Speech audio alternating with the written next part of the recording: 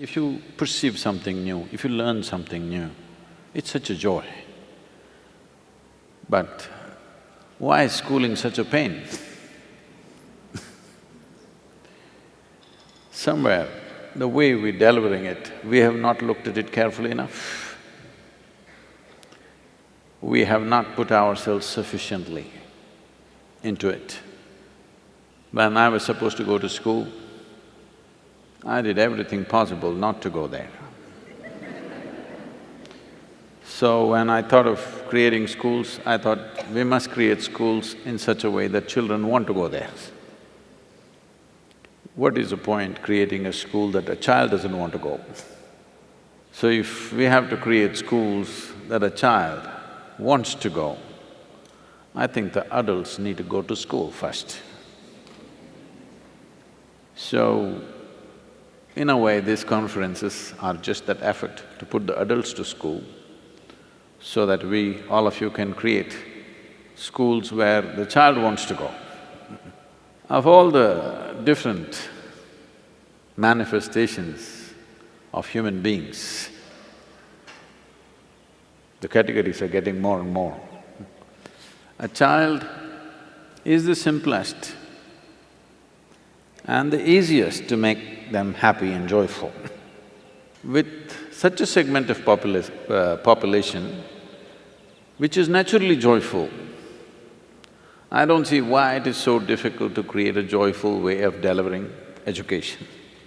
There is substantial scientific and medical evidence today that if you remain in a pleasant state of experience, that is when your body and your brain works at its best. Some studies are trying to establish that if you remain just one day, 24-hour segment in your entire life, one 24-hour segment, if you remain without a moment of unpleasantness within you, not a moment of agitation, anxiety, irritation, anger, nothing, just joyful. They say, your ability to use your intelligence can go up 100% in a single day. We've always known this by experience, but today there is data, because without data nothing is true anymore. If there is no data about you, that means you're not here. Yes, if you did not register your data into the computer, all of us will think you're not here.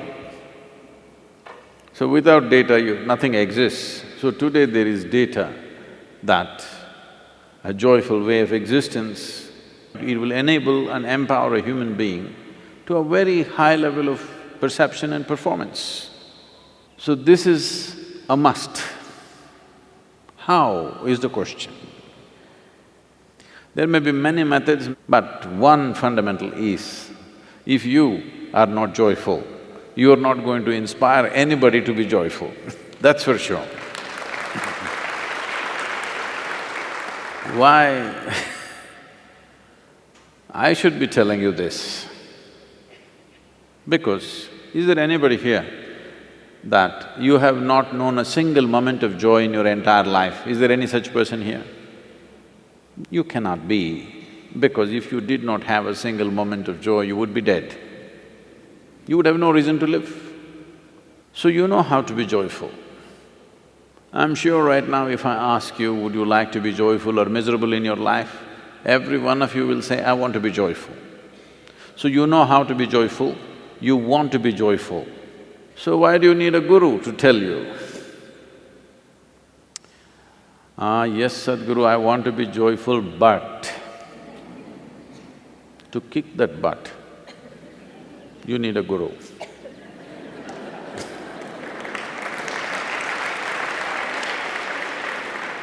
Yes, I want to be joyful, but you know what he did. Yes, I want to be joyful, you know what she did. Yes, I want to be joyful, you know, the weather is not good.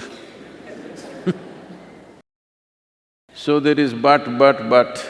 If we just kick this one but out of our life, creating a joyful education will be a natural consequence. If we are joyful, whatever we do, whatever we create, we will make it that way, isn't it?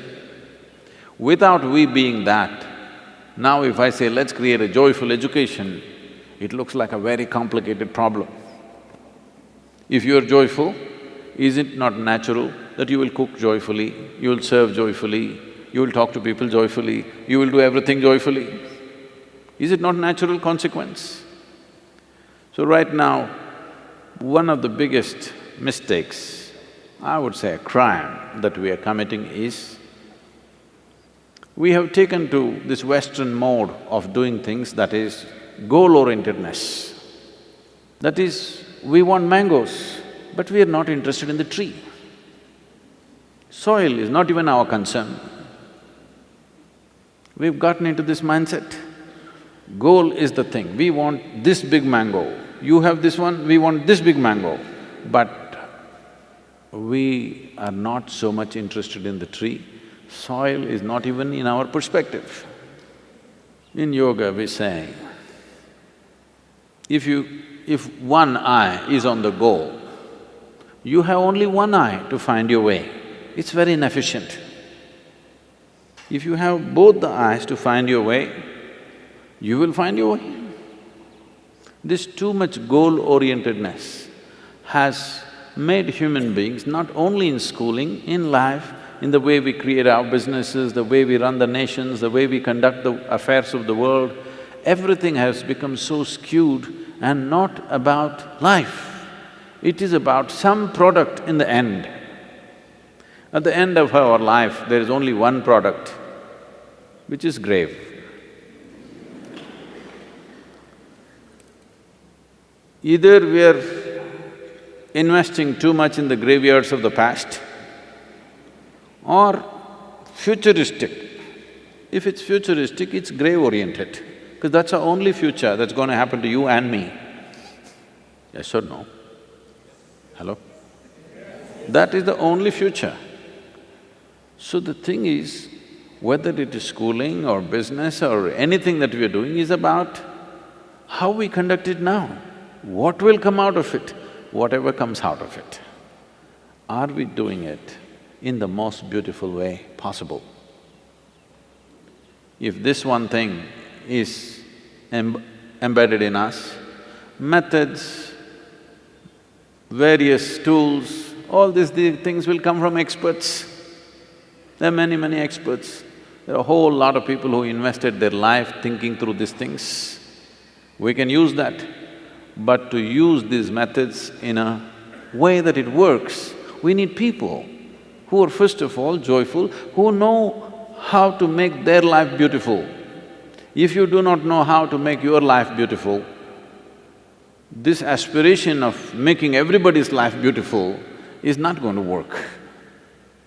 So, many of you who are as teachers, as educators, as experts in the field, variety of expertise that is here, the evolution of the teacher is the most important thing, everything else is secondary.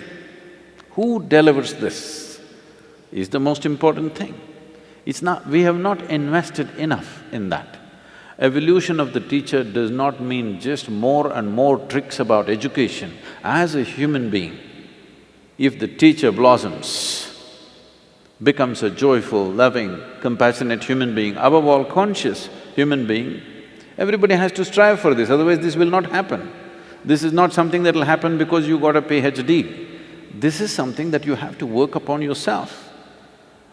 If this process is brought into the teachers, you must see the tradition of this country is this. Usually parents gave away their children to a teacher, an acharya or a guru, took the children totally in his fold because people saw him as an evolved human being, not just a knowledgeable human being, an evolved human being. So they saw that if we leave our children in his hands, in his or her hands, naturally our children will blossom. So this has to come. This may look like, oh, is this possible to train all the teachers? Why not, I'm asking. For the first time, for the very first time in the history of humanity, We have capabilities that no other generation could ever dream of, isn't it? For the first time, we can speak to the entire world. It is time we make truth mainstream. If truth becomes mainstream, truth means what really works. If I sit here, what will leave me in the highest state of experience is the truth of my existence, isn't it?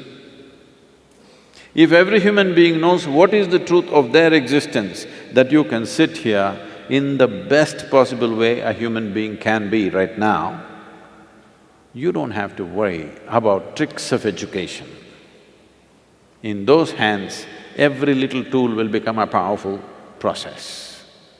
In this effort to make educators, teachers and others who are involved in children's education in this country or anywhere else, we want to offer these things to you, simple tools for transformation, something that you can do with yourself which will leave you in a better place than you are right now. This must happen. It's my wish and my blessing that this must happen.